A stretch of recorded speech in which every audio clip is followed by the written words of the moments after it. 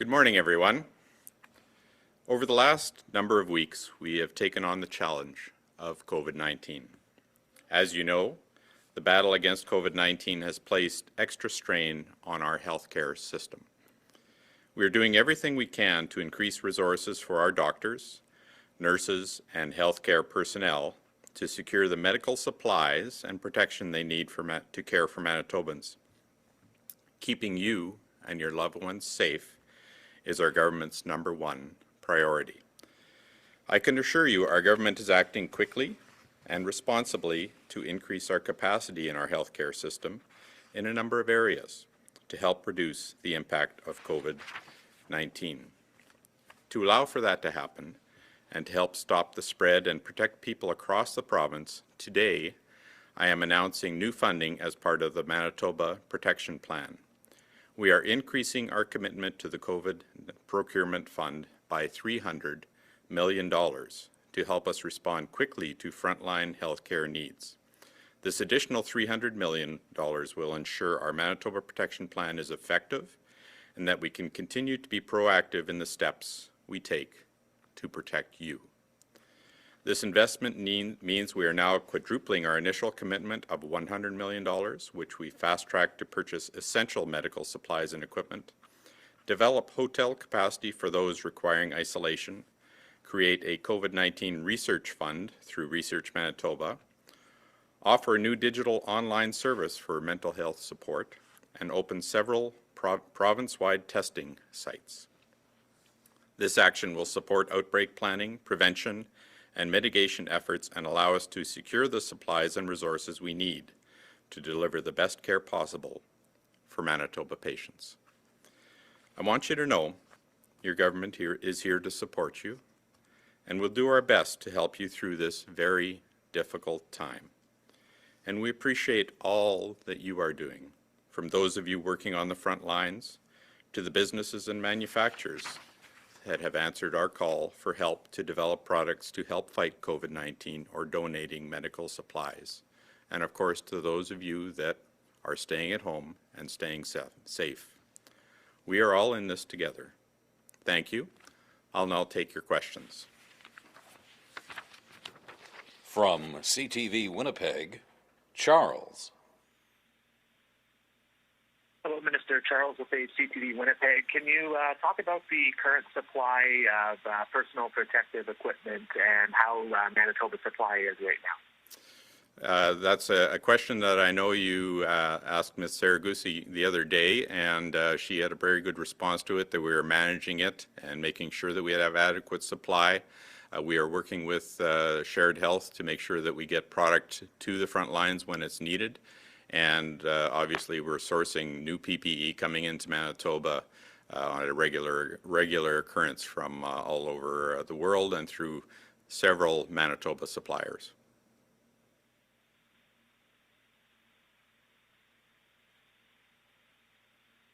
From City News, Stephanie. Hi, Stephanie with Quick City News. Just wondering if you can tell us what the uptake has been from businesses converting their operations to help in the COVID effort. There have been, thank you for the question, there's been a number of Manitoba companies that have retooled to produce face shields such as this one. Others that are producing gowns, and even one that is looking at producing the N95 masks. We've forwarded that contact onto the federal government as we're working with the federal government as well in this exercise. There are a number of Manitoba firms really that have just stepped up their game, both in developing and producing locally and helping us source product from the rest of the world. And just as a quick follow-up, so part of this money is also the money that's going into the online mental health tool that was further announced on yesterday. That is correct. From the Winnipeg Free Press, Dylan.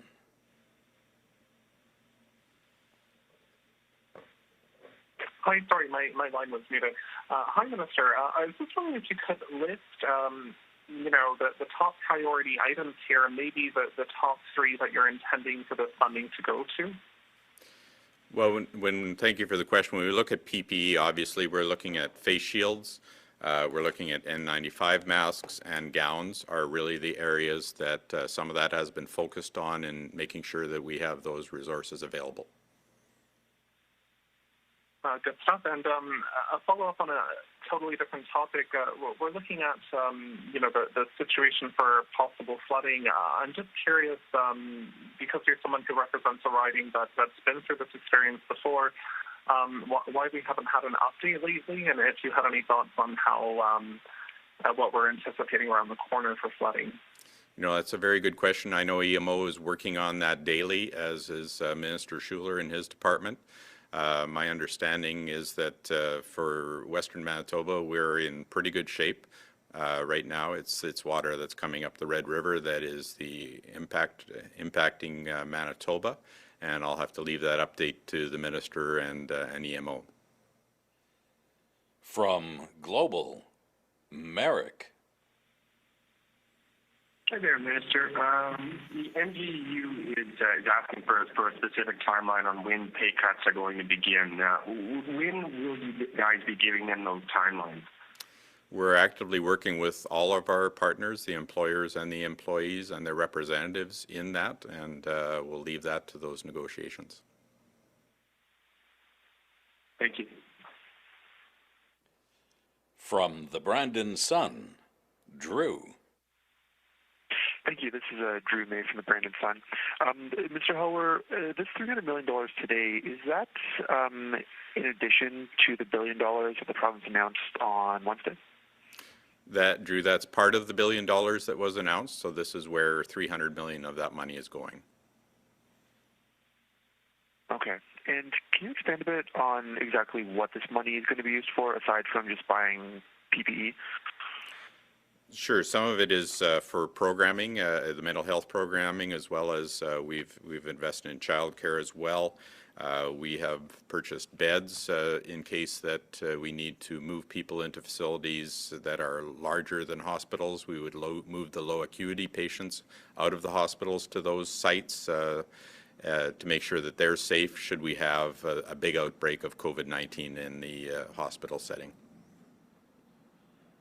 From CBC Radio Canada, Patrick. Bonjour, Patrick Foucault from Radio Canada. Just wondering, yesterday QC, the union, asked for the government to provide PPE for basically every personal care home employee, not just the ones that have direct contact with the residents. Can you answer, is this something we will see? Is this something that is possible to provide for all those employees right now?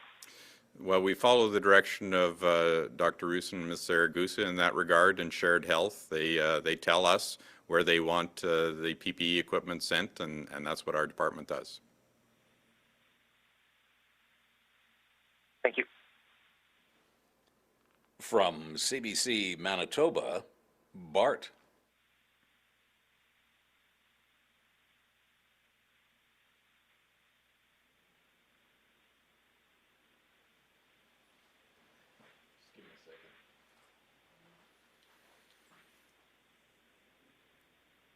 Hi, sorry, Minister, Bart McKeevis here.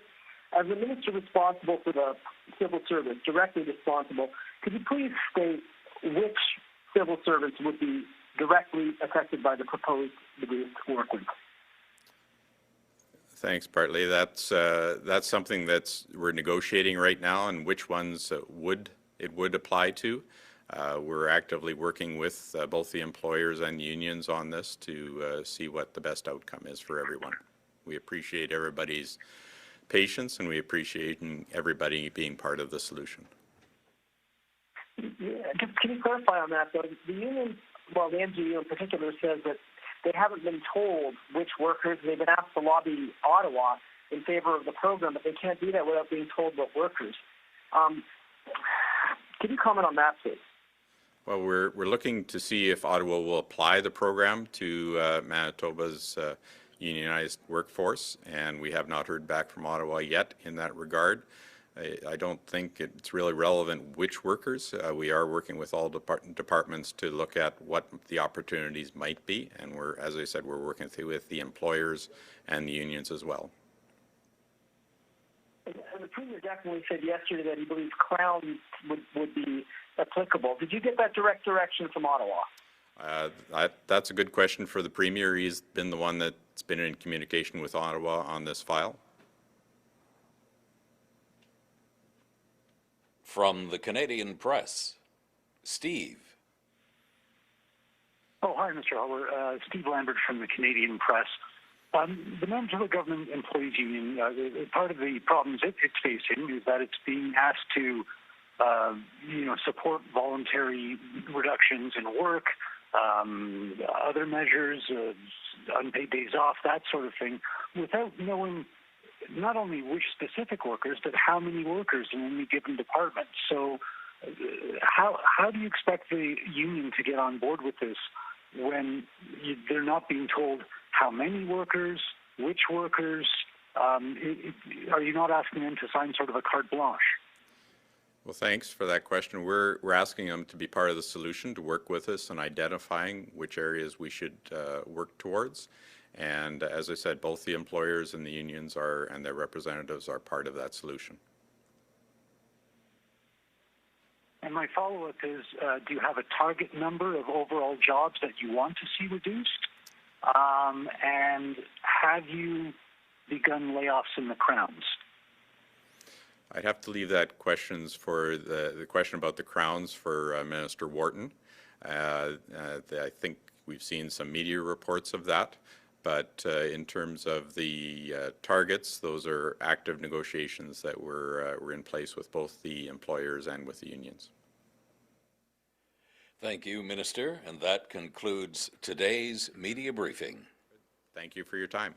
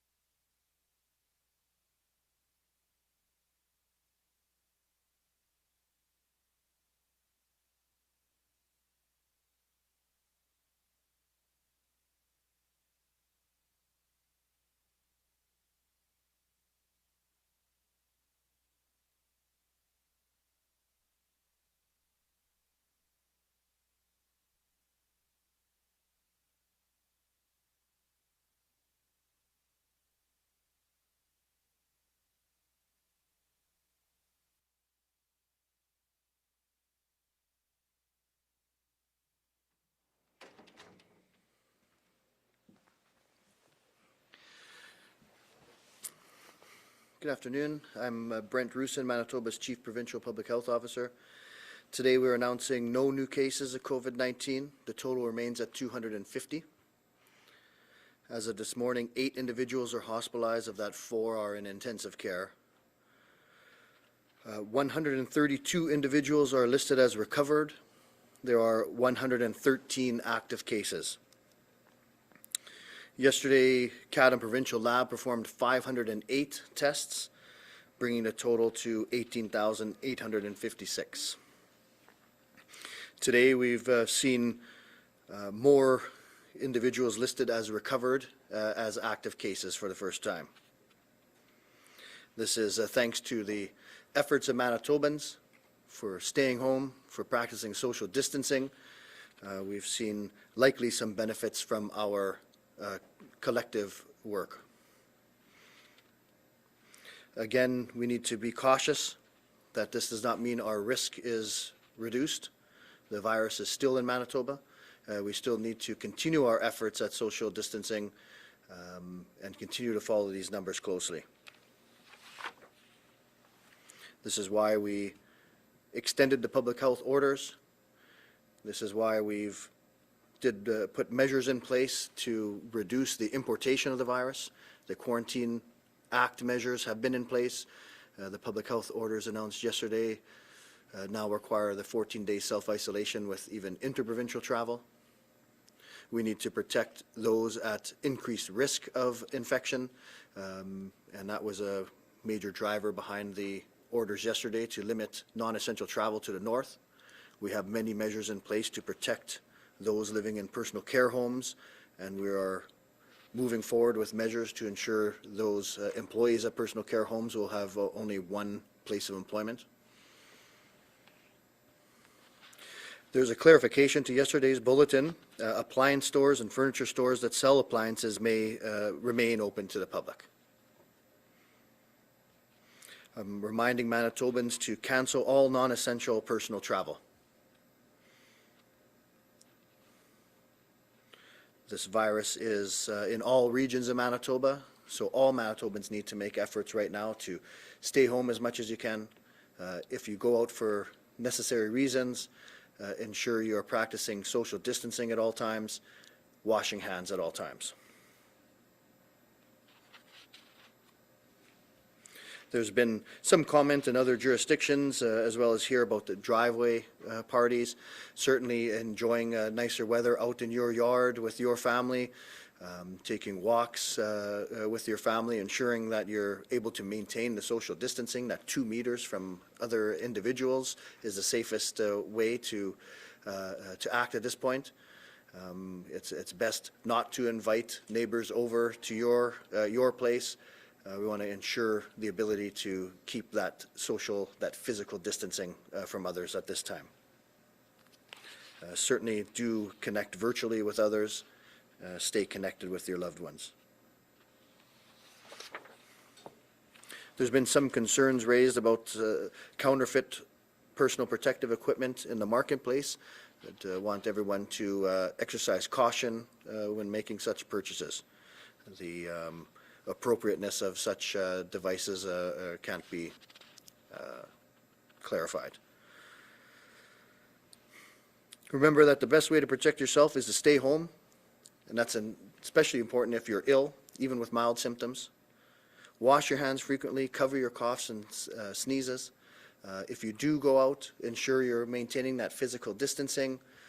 In times when that may not be possible, cloth masks, homemade masks are certainly acceptable, but do not allow them to change our efforts. Continue to stay home as much as you can, and remember that wearing those masks don't protect the person wearing them, it protects the person around them. Continue to access credible information. Visit our website, manitoba.ca COVID-19, for up-to-date information. The recent numbers in Manitoba are showing that we were never helpless against this virus, that we put measures into place and all Manitobans stepped up to help limit the spread of this virus. And so while these numbers, we should be cautiously optimistic to see the numbers of this last week. It is too soon for us to let up on our efforts to continue to interrupt the spread of this virus. Washing hands frequently, staying home as much as you can, physical distancing at all times, but do remember that our healthcare facilities are safe. If you need to access healthcare, please do. Call HealthLinks if you're unsure. Call your healthcare provider. Stay in touch with your healthcare provider. A lot of services can be done virtually, but if you're in need of urgent or emergent medical services, they are available and they are safe. So please do not hesitate to access medical care at this point. So again, thanks to all Manitobans, thanks to our healthcare workers on the front line, truly heroes, keeping Manitobans safe, and I'll pass that over to Lynette now. Thank you. Good afternoon.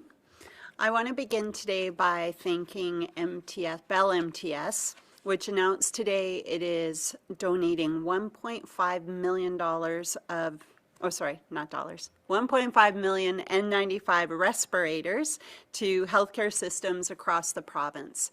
For Manitoba specifically, we've been told approximately 70,000 of those N95 respirators will be coming our way.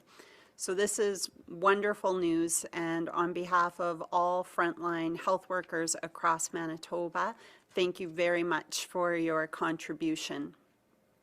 This donation from Bell MTS adds to the considerable generosity we've seen from local businesses and organizations over the past few weeks.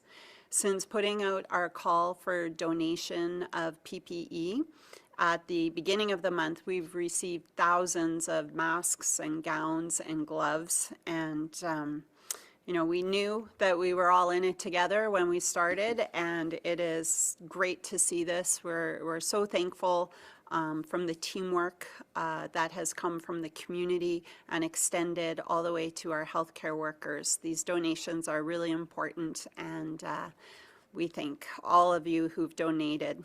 We continue to accept donations for N95 respirators, for medical procedure masks, medical examination gloves, disposable gowns, disinfectants, and cleaners. All supplies must be in their original packaging, and the addresses and hours of operation for the drop-off locations can be found online. With regards to PPE, ensuring the health and safety of our frontline workers and those engaged in other high-risk occupational settings is a fundamental priority in Manitoba's response to COVID-19. And in order to care for our patients, our clients, our residents, we must protect our healthcare workers. So we are taking every available and appropriate step to protect our workforce from exposure to COVID-19 so that they are able to care for the sick and the vulnerable population, the Manitobans, over the coming weeks and months and for the duration of this pandemic. We have taken a number of steps to do this by limiting the opportunity for the spread of this virus in healthcare settings.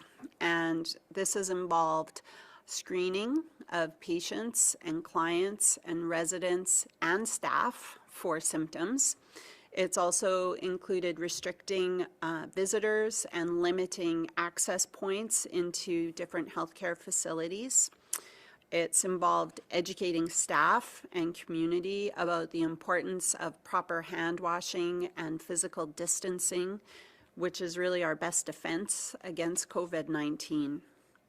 So now we are going to, well, we are in the process of looking at what other jurisdictions have done to further protect our most vulnerable patients. And this includes steps to limit the number of healthcare facilities in which our healthcare workers are at, therefore minimizing the risk of exposure across multiple settings. So these are not easy discussions, and they are not easy to implement operationally, but they are vital to ensuring the protection of our most vulnerable patients. So we are beginning those discussions later today with union representatives for our workers, and we'll continue to provide updates as things progress. Across Manitoba, PPE is a supplement to the efforts that we are making to protect Manitobans. We are in a very different place in this fight than other jurisdictions, but it's also a benefit to us because we are learning from them, and as every day goes by, more evidence is available and emerging. But like other countries and other provinces, Manitoba's supply of PPE is impacted by the same disruption of supply, production, and distribution. So we really need to prepare now for the duration of the pandemic and the surges that still may come down the road. So we're taking every possible step to ensure appropriate protection remains available to those staff in high-risk settings and situations. Appropriate use now will conserve supplies that we need for later. And this is a very fluid situation, and we're monitoring our supply, our use, and our orders by the hour and the day. Our supply levels continue to change depending on the areas of need and the timing of deliveries. And we are closely monitoring appropriateness of use and will be reevaluating recommended PPE strategies in various settings depending on risk level. So we are doing everything possible to make sure Manitoba has the supplies that our staff need when they need them. We are buying what we can, when we can, while always ensuring our supplies are safe and appropriate for use. We are conserving our supply by educating staff on the importance of hand hygiene, by limiting the services that we can safely postpone or do so by phone or video. And we are encouraging patients and clients and residents to wear non-medical masks when they attend healthcare appointments. We are preserving our supply by safely extending our use of PPE where it's safe and by sterilizing and reusing equipment that can be used again. And if there are supplies that we can make closer to home, we are working with our clinical experts, our infection prevention and control and staff health, as well as governments and businesses to create Manitoba solutions like the reusable N95 respirators. So we had mentioned this before. Dr. Christian Petropoulos and William Turk and their team have been working around the clock to develop these reusable N95 masks for use of by healthcare workers. The goal is to use this innovation to reduce our demand for the traditional one-time use N95s. This is going to continue to be a very fluid situation, but we are learning from other jurisdictions that have been in this position before us, and we are consulting with our experts, and we are going to continue to monitor and audit our use to ensure that we are conserving supplies to protect our workforce and keep critical services available. And with that, we can open it up to questions. Thank you. A reminder to our reporters online, one opening question and one follow-up. And please reintroduce yourselves. From the Canadian Press, Steve. Oh, hi, Steve Lambert from the Canadian Press. Dr. Roussin, you touched on the driveway parties. Anecdotally, I've seen a few very small gatherings on driveways in my neighborhood, and now we're getting to that warm part of spring where people don't have to put on parkas to go outside. So I'm wondering if you could clarify. It sounds like you discourage such gatherings, even in small amounts, people under 10. Is that correct? Yeah, so it's all about the messaging, and so when we talk about messaging, it's easy to state it's safest to stay home. Safest to stay with the people who live in your home. If you're out on your own driveway in your backyard, going for a walk with your family members, this is all great. Keeping that physical distancing. But you know, Manitobans, it looks like Manitobans have been adhering to a lot of our advice, and we've been looking at some good numbers for the last few days here. Again, cautiously optimistic. And so you know, if you had a few people over, if you were able to have that physical distancing outside, then this is certainly reducing the risk. But again, all of these scenarios are difficult to give specific advice for every possible eventuality. So if it starts getting up at 10, then it's more difficult to maintain that social distancing. So the advice is, for the most part, stay home, stay near your home. Certainly enjoy the outdoors, but try to do whatever you can to ensure that you have that physical distancing. Thank you. My follow-up is from Ms. Saragusa. Are there any problems with the supplies of things like gloves? And the reason I ask is because Shared Health has posted advertisements for some support positions at testing sites, screeners and the like. And they mentioned that the PPE required and supplied will be a hazard vest, the mask, the eye protection, etc., but it specifically mentions no gloves. Mm-hmm. And I'm wondering, is that because people in support positions do not require gloves according to health guidelines, or is it to conserve gloves to make sure they're there down the road and for other workers? Mm-hmm. That's a good question, Steve. So gloves, we use a high volume of gloves at the best of times. But we do go through provincially a lot of gloves, and right now we're looking, we have been supplying not just the health system, but also other community areas. So for sure we go through a high volume of gloves. We also have received a good shipment of gloves, but as mentioned before, that it's day by day, week by week. We don't necessarily want to rely on outside sources to provide us with those gloves just because it's a tenuous situation. So we will, of course, provide gloves to whoever needs gloves based on the situation, based on the risk, and make sure that they get those supplies. From CTV Winnipeg, Michelle. Hi, it's Michelle Gerwing from CTV Winnipeg. I wanted to know why is a day where we have more recovered than active cases so important in the trajectory of the outbreak in the province? I think it's just one more measure showing that the rate of growth of the infection is being surpassed by the rate of recovery. So just another indicator that we see there. So typically we'll find the recoveries are coming about 14 days after symptom onset. And so as our number of new cases decrease, we'll expect that increase in recovered. And then this was the day where we actually crossed over, where we have more people listed as recovered as active cases. Okay, and I have another question. This one probably for Lynette.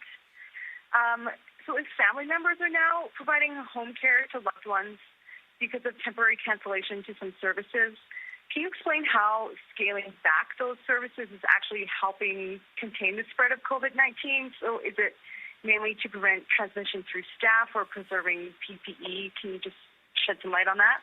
Yeah, it's really an operational decision based on the needs of the client and the supports that are available. It could be because of staffing, it could be because of PPE, and it is most definitely meant to be temporary.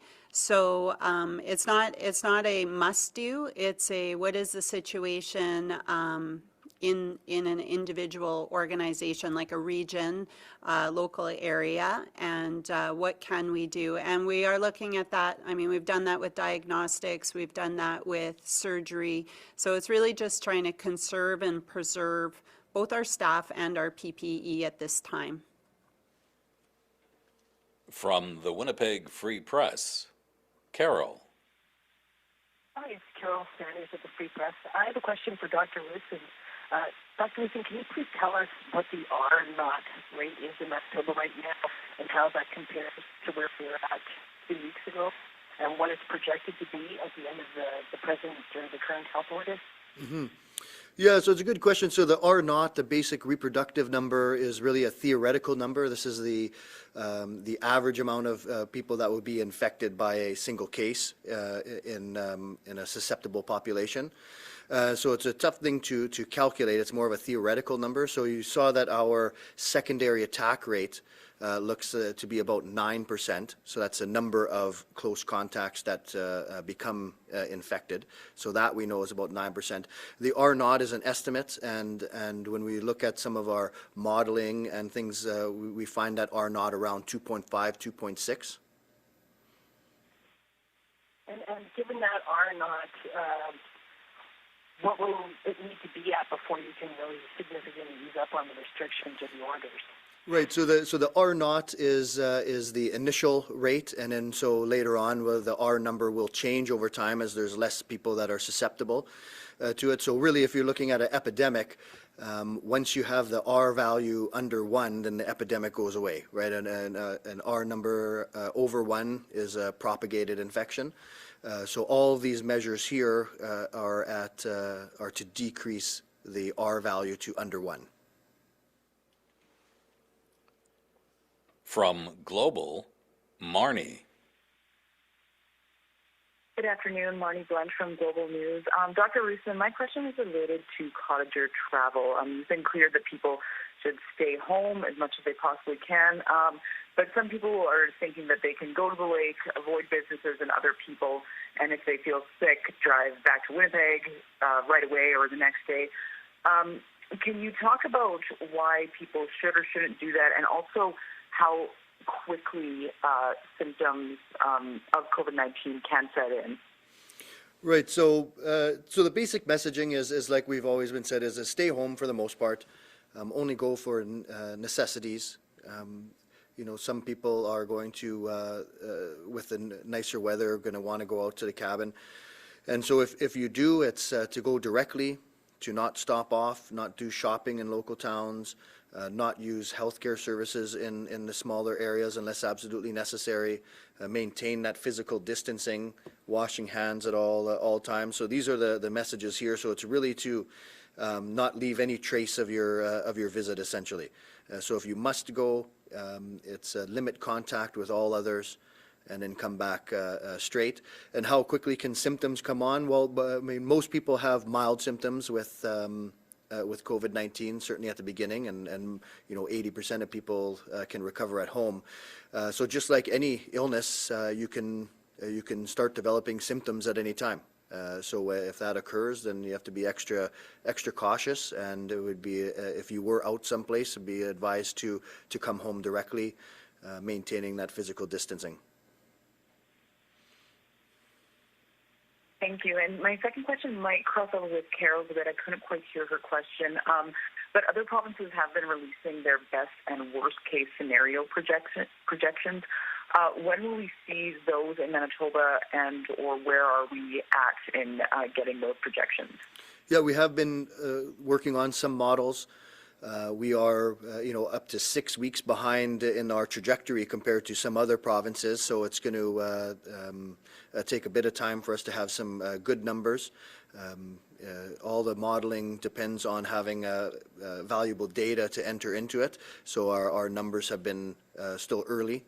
So we're working on that. A time frame I don't necessarily have, but we're going to work to try to get something out to Manitobans to show them a few different modeling scenarios. From the Brandon Sun, Bud. Hello, Bud Robertson, the Brandon Sun. There has been talk of volunteers coming into Front Row. Has that included volunteering to personal care homes to shore up staff there so they can stay in one place? Yeah, no, that's a great question. So volunteers are very much appreciated, and you're exactly right. We need to put them in a place where there's some consistency. So as we look at limiting the amount of flow of people through the personal care homes, we certainly would value volunteers, but we do need that consistency. Same with students, have been coming in and supporting the efforts. All good. We don't want to stop that. We just want to make sure that people, there's just not a lot of different people coming in and potentially introducing the virus in a high-risk population. So certainly, and with regards to home care too, when we talk about light housekeeping and meal preparation, if there's alternatives like Meals on Wheels or supporting a neighbor, like those are all great things we should look at where there's opportunities to do that. Okay, good. And Dr. Roussin, I've heard some experts talk about 28 days self-isolation period as opposed to 14 in the event that the virus returns, and they've seen some of that. What are your thoughts on 28 days self-isolation? As of right now, we're still looking at the incubation period is somewhere less than 14 days. We have a 14 days on as a safety factor. And so certainly a person who is a contact of a case or coming from a place with a higher incidence, they're going to self-isolate for 14 days, and it's almost everyone would develop symptoms within that 14-day period, and almost everyone quite a bit earlier than that. The other aspect of that is a case. So a case who's recovered, no symptoms, and it's more than 14 days since their symptom onset, we would consider them recovered.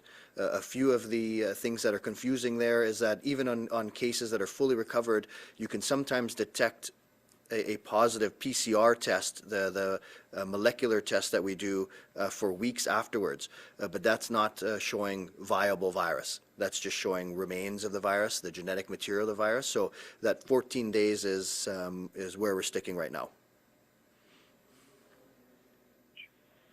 JOB, Diana. Good afternoon, Diana from 680 CJOB. Question for Ms. Zaragoza. With regards to your statement on PPE, we've heard concerns about the availability of PPE from the Health Minister yesterday on CJOB, from Doctors Manitoba, and from unions. Obviously, you mentioned the donation of the N95s, which is helpful.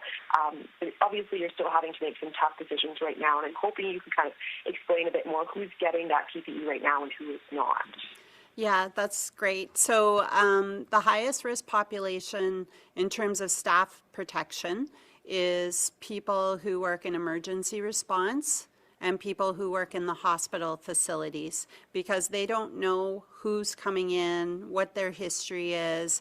They may be symptomatic, but they are the ones who have to do the tests. And sometimes it's an emergent, like rushed, high-risk situation. So those people have received their PPE.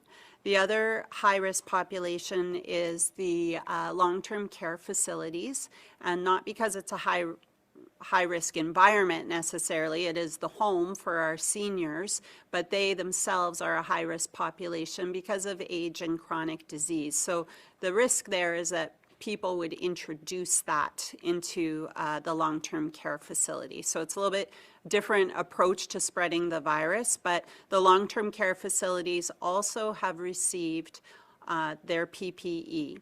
So part of it is it's been distributed, but it's been distributed from the central warehouse to the regions. That has to get out to the individuals. So I understand that's happening now. And then there's other lower risk situations. So we haven't really seen a lot of community spread. That doesn't mean that it's not out there and it's not possible and a potential, but there are things in place for other healthcare workers with lower risk population or lower risk environments where they can screen ahead of time. Social distancing is effective. Washing their hands is effective. So they still need PPE, but they probably don't need the same degree of PPE as, say, a critical care nurse in ICU. So it's really looking at all those different scenarios, risk, environments, and making sure that we have the guidance so that people use PPE appropriately. So it continues to be shipped out and distributed. We're working with the regions to make sure that it's secure. That's the other thing. We do keep hearing that there's theft or hoarding. So we just need to make sure that the supply gets to where it needs to go and that it's used appropriately based on the risk of the environment, the setting, or the patient. Thank you. And then just as a follow-up, does the fact that we have fewer active cases here in Manitoba compared to other jurisdictions, say Ontario and Quebec, does that factor into who gets PPE here in terms of the federal distribution? Yeah, well, that's a really good question. I don't sit at any federal table, so I can't tell you how they determine what goes where and what volumes. But yeah, you know, we were just talking about this earlier, that when you watch the news and you see 250 deaths in Quebec and 1,000 new cases in a day, you would think that they need more supplies than us potentially, but that doesn't mean that we don't need supplies. We do, but the urgency is different, obviously, to the east, to the west, to the south of us. So you know what? Our goal is to keep working with vendors. We're going to explore every avenue. And we are looking at those alternatives, and we're looking at those basic infection prevention and control principles. Like, those really are key, and people can't forget, like, your skin actually acts as a barrier. So if the virus gets on your skin, that doesn't mean it's in your body. It means you have to wash your hands. So like, there's things you can do. Obviously, there's higher risk situations where you would want your PPE, but yeah, I don't know how the federal government determines how much they're sending where. But certainly we have made the request. We'll continue to advocate for all Manitobans. From the Winnipeg Sun, Scott. It's Scott Belch here, Winnipeg Sun. Excuse me. I just wanted to go back to Steve's question on, I'm just not sure if we got a clear answer. Is there a glove shortage? And is, where are PPEs in terms of supply lacking at the moment? So we're looking at 2 weeks at a time. That's basically how we're planning this, because we don't want to depend on shipments that we expect coming that don't come. So for the next 2 weeks, I would say we are good with supplies, and we are going to continue to pursue more, and gloves specifically. We received quite a large shipment actually last week, but it's just a matter of keeping that going. Okay, and my follow-up is for Dr. Roussin. Just going back to yesterday, and I was trying to wrap my head around this 50-kilometer buffer zone into northwestern Ontario, which includes a lot of cabins. And the messaging has strongly been a recommendation of not going to cottages and that sort of thing, and because of the possibility of people stopping and whatever along the way. And so why have a 50-kilometer buffer zone there, which would, at least to me, would seem to at least leave the door open for those thinking of going to the cottage to go there because that's in place, instead of having that re-entry 14-day isolation period.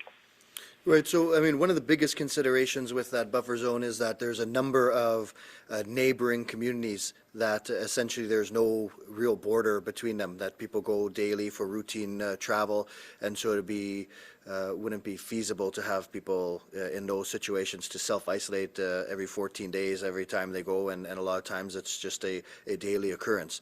So we have to put in some leeway for that. And then certainly we discourage going to the cabins, to the cottages. It's best to stay home right now. We have some advice on if you do go, we've articulated that. But we really put that buffer in because we know that there's a lot of cross-border travel in neighboring communities, and we have to find a way to address that. From CBC Radio Canada, Mohammed. Hello, it's Mohammed from Radio Canada.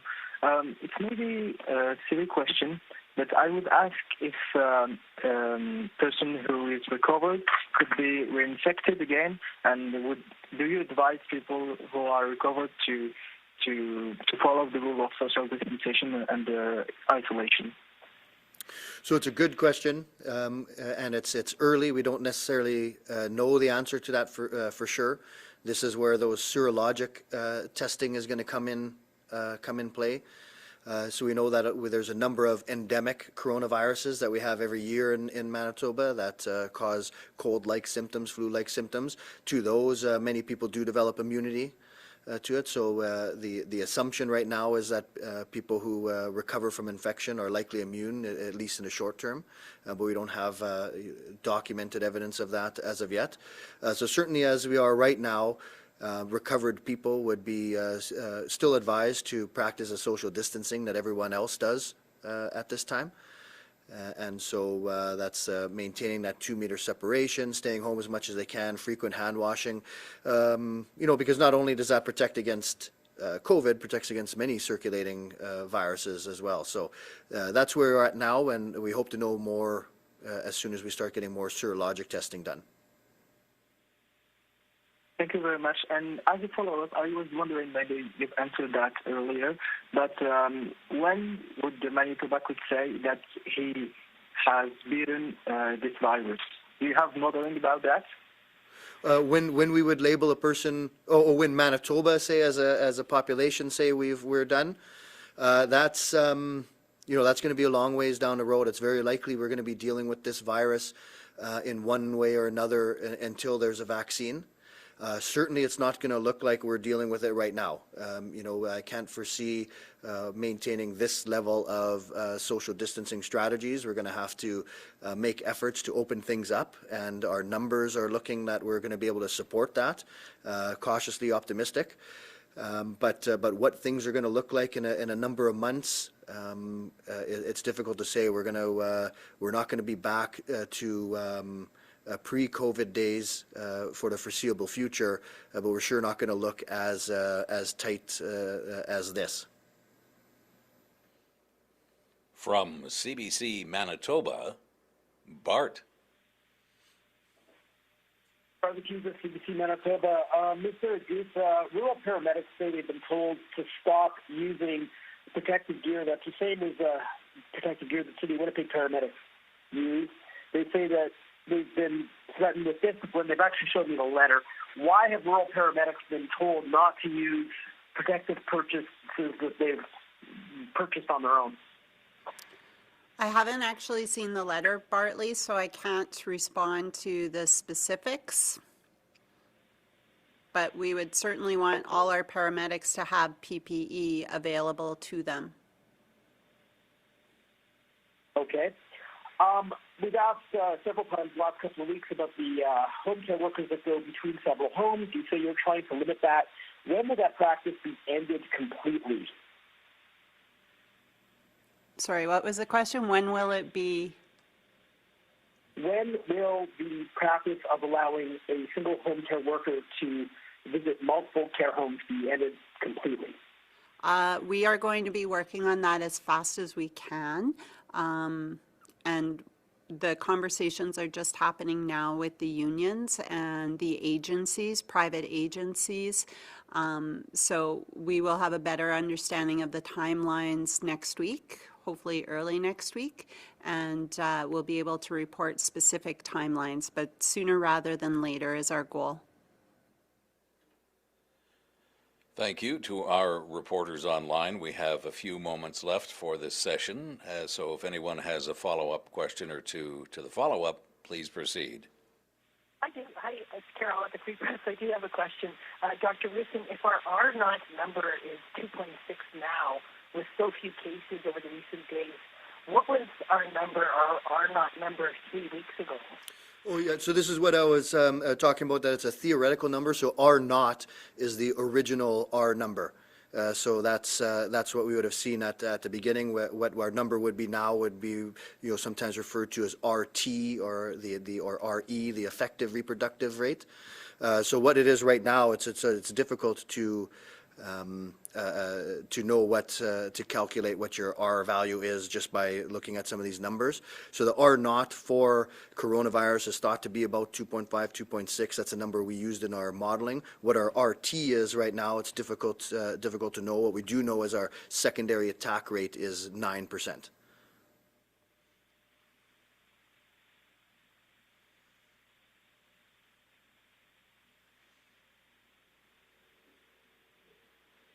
We saw an open mic about the Cuba Chair CBC.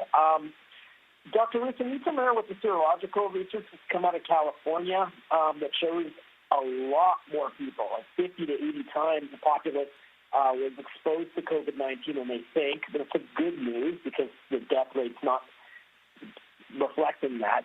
Are you familiar with some of this research? This is pretty typical of what we see when we do serologic studies, these seroprevalence studies of any infection. That the detected cases are a subset of those that are actually symptomatic, and those that are actually symptomatic are usually a subset of those who may have been infected but not show any symptoms. And so we find that in most infections, when we do these seroprevalence studies, we find many more people were exposed to the virus than presented to care. And so it doesn't surprise me to see that. And it's very likely what we'll find here as well. Thank you. Bob Robertson at the Sun. I want to go back for a moment to the woman who unfortunately died in Prairie Mountain Health. She was the first one who was not in ICU. She was hospitalized. Could you tell me what would have happened after she had died? Would there have been extra steps taken with those who are currently on the ward, extra testing or other precautions? There's a number of infection prevention and control practices that are in place in the hospital. And just like anywhere else, whenever a person is diagnosed, then a thorough contact investigation starts, and that would include healthcare workers. It would include if there was any other patients that may have been close contacts, and that would have been all followed up on. But they're not kept separate on the wards, the person who has COVID? Yes, if when a person is diagnosed, they're certainly appropriately isolated. Do you know if she was? Again, comment on the individual. It will depend on when they're diagnosed and a number of factors. So I don't actually have all that information with me. All right, thank you. Hello, Dr. Roussin. It's Mohammed from Radio Canada. I was wondering if you have any, if you know if there's any advance on the research on hydroxychloroquine. I don't know if I say it well, in Manitoba. Right. So hydroxychloroquine. And so that study is ongoing. I don't know how many people are enrolled at this point. I believe there's a number of studies worldwide looking at hydroxychloroquine, looking at a number of other drugs. So as of yet, there hasn't been a proven effective therapy for COVID-19, and so again, cautiously optimistic that we can find something. If we can find a pharmaceutical intervention, and that's going to further enhance our ability to loosen some of these non-pharmaceutical interventions that we're doing right now. So we're keeping close tabs on all those studies. Thank you. Dr. Roussin, Dr. Roussin, it's Scott Billick from Winnipeg Sun here. Just had a question. So, and this is far off in the future, but like if a vaccine does become available at some point, how quickly would a province be able to kind of administrate that, and would it start with in stages, or how would that process kind of play out? Yeah, a lot of that will depend on how much vaccine is available and the timing of it. So almost always, just like with H1N1 of 2009, we'll typically roll it out to those that are most likely to have severe complications, or those who are most likely to be infected, and we'd roll it out in that manner. That's pretty much a typical manner in which we would do that. So it depends on access to it and what the vaccine qualities are like. So it's really speculation at this point. And would everybody need it eventually? Again, it really depends on those findings of these serologic studies. It depends on if we see this virus changing over time. So we know the flu, we need a vaccine every year because the flu virus changes its configuration a lot. We don't know if this virus will do that. So people who may already been immune, that may confer long-term immunity. So a lot of things we don't know right now. So it's tough for me to say that. Thank you. Dr. Roussin, this here at CBC.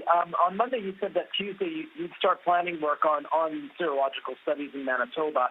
What does that work involve, especially since Health Canada hasn't approved any specific tests yet? Yeah, it would be still in the research stages.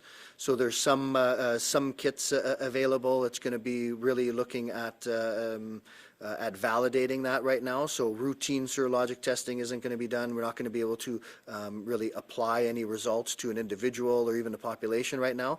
It's really early on. It's at the research stage. So we're probably weeks away from being able to perform serologic testing at an individual level here. What are you using in your research right now? Sorry? Which tests are you using in your research right now?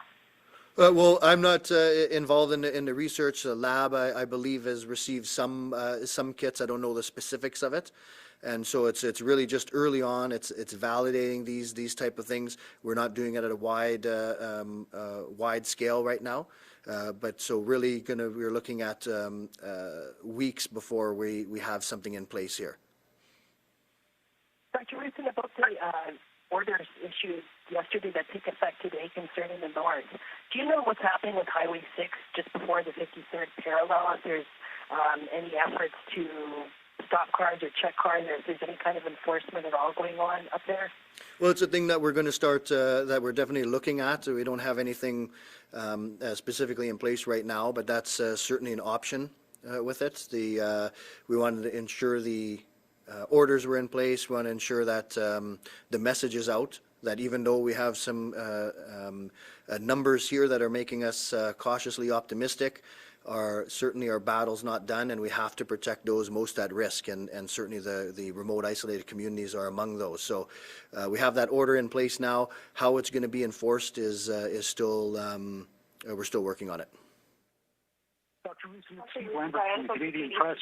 I'm wondering if you can comment on I want to clarify something about the ban on northern travel. If I live in, say, the Pas or Flin Flon, and I'm in Toronto, I fly back home, but I stop in Winnipeg, I'm required to self-isolate. Do I have to self-isolate in Winnipeg, or can I continue to my home community in the north and self-isolate there? Mm-hmm. Yeah, so it's a good question. So typically with the travel, even with the some of the international travel, it's you're usually allowed to go to your final destination. And so if you were a resident of the north, then certainly the order that we issued yesterday doesn't apply to you.